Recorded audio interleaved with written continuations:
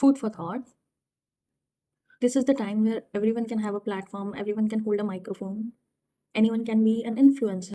Does it ever make you think that not everyone should have a platform and not everyone should have a fucking mic? We live in a time when there is a rise in content creators and influencers and even coaching and healing industry, in therapy, in artists and all kind of artists, like not just social media, like not just Instagram or TikTok, even YouTube. Like there are so many spaces that actually influence and impact people. But how do we differentiate the good impact from bad impact?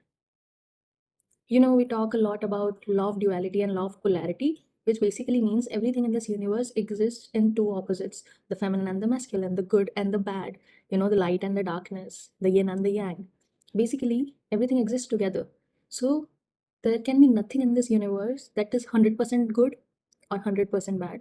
That means when we are talking about influence and impact, nothing and no one can create a 100% positive impact. So, with the rise of the content online, the positive impact has clearly risen too. Therapy has been normalized, trauma and healing has been normalized, self growth, self development has been normalized.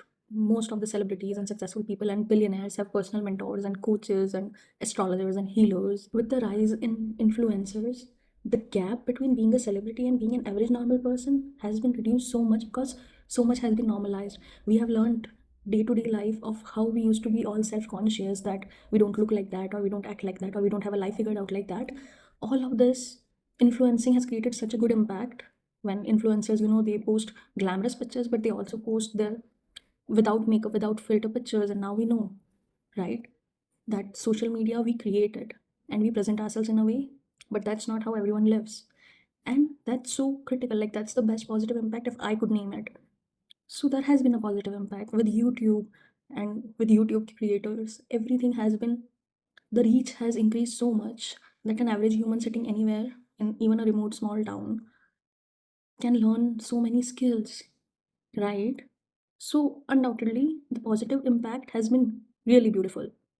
But what about the negative impact of it?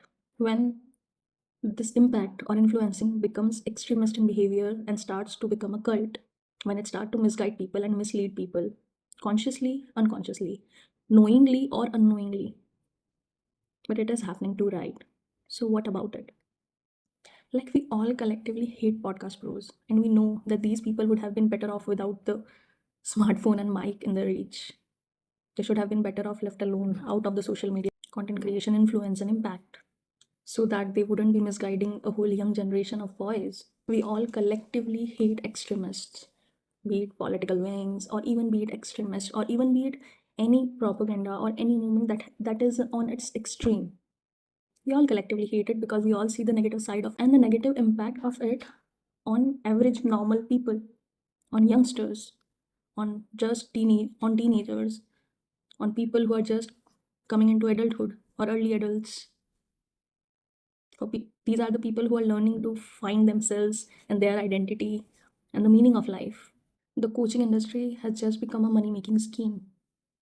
The healing industry is filled with certified healers and therapists and psychotherapists and psychospiritual therapists who are all misleading people and leading them away from trauma healing.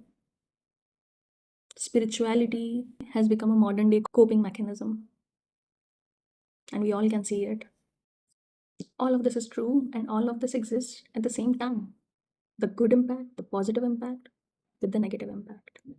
And yes, I know and I agree that everyone has their own journey. We all go through all these experiences, the good and the bad, and then eventually we learn from it. From both of these experiences, we learn something. From good, we get some knowledge, some value, and from bad, we learn our lessons. We learn how to have discernment about the bad, right? But also, not everyone does that because not everyone has the emotional and mental capacity to do that. So, not everyone can do that even if they want to.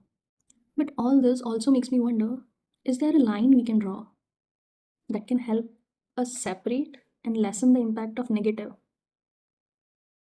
And I've been thinking about this a lot lately. I've always talked about it in my content that 2025 has been a year for me where I've been really kind of questioning everything, including myself, my identity, and including everything coaching industry, healing industry, influencers, impact, everyone. So I've been really thinking about this lately, and I've been having conversation with my friends about this too. Like, where do we draw the line? And I personally have come to this conclusion that this line can only be drawn by each and every individual. And this line is made of integrity, it's made of self awareness, and it's made of your moral, your values. That's where the line is. And we all are individually responsible for it. That means I am responsible as a coach, as a healer, as a personal mentor for every word that I speak out, every word and action that I put out. Because influence and impact is power. And with power, the saying, with great power comes great responsibilities. It's true. It's actually true. So with every word and with every actions, we are wielding our power. And it's on us. It's our individual duty to draw the line for ourselves and know and to be so aware that we are not misguiding people or negatively impacting people in any way or form. That's how we actually create a better world. That's how we create change in people and a change for good, because both negative impact and positive impact create change. Some leads them to cult, and some lead people to question their own thoughts, question their own actions, question their own behavior. So content creating is a good thing. Being an influencer and creating an impact is a good thing, but only if you have your own line and you have drawn it for yourself and you take moral responsibility of it every day when you show up on social media. And yes, of course, the lines grow. We are humans, we evolve. And with that evolution, line grows too. But there should be a line.